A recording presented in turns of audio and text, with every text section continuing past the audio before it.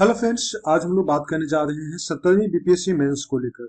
देखिए, प्रीलिम्स का एग्जाम हो गया है और प्रीलिम्स को लेकर बहुत सारे स्टूडेंट के बीच में कंफ्यूजन बना हुआ है कि कट ऑफ क्या जाएगा, मेरा सिलेक्शन होगा कि नहीं होगा।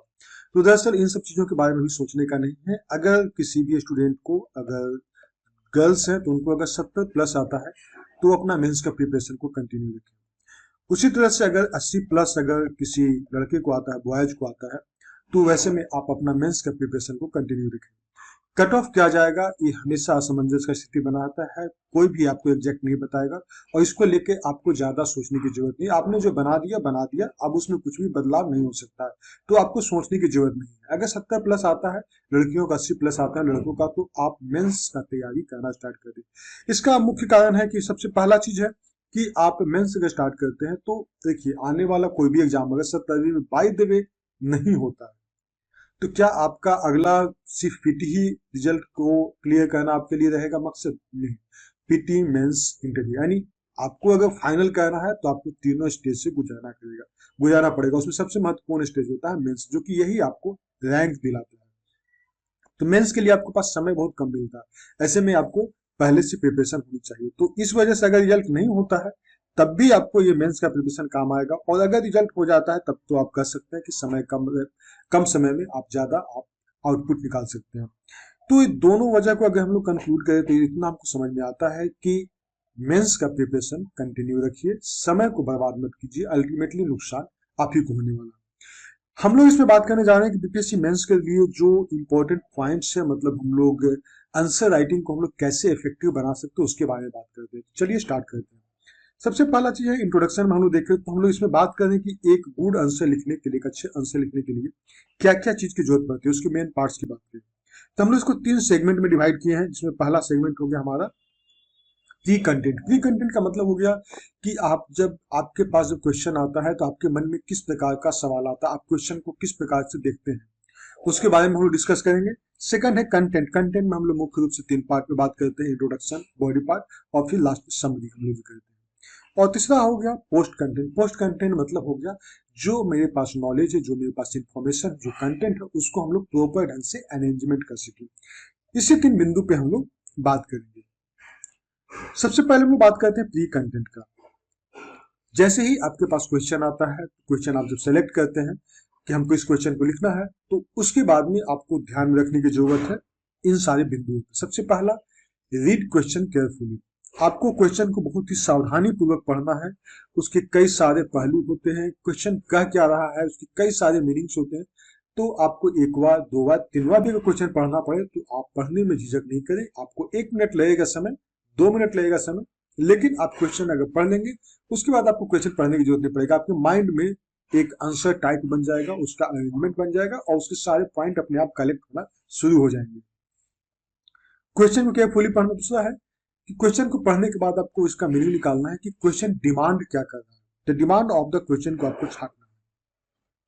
तीसरा है कि क्वेश्चन का एसेंस क्या है। क्वेश्चन अगर पूछा जा रहा है तो इसका एसेंस क्या है, इसका मीनिंग क्या है, इसका पूछने का मकसद क्या है, इन सब चीजों को आपको समझना है। Make essence of the question, question का क्या मतलब निकल रहा है। इससे क्या है कि आप आंसर के साथ आप चिपके रहेंगे। दूसरा है डिवाइड।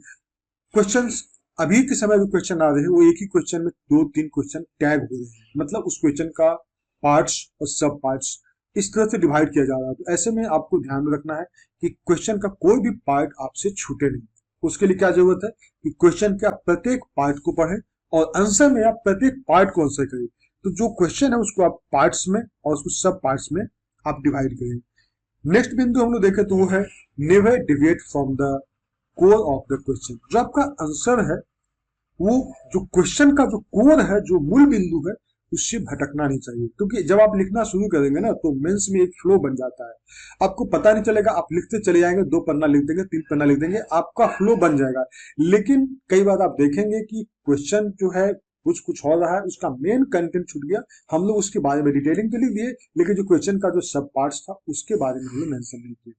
तो कभी भी जो कोर ऑफ द क्वेश्चन है उससे डेविएट नहीं होना, इन सब चीजों को ध्यान रखना है। नेक्स्ट की बात करें कंटेंट। कंटेंट हम लोग जानते हैं 3 तरह से लिखते हैं।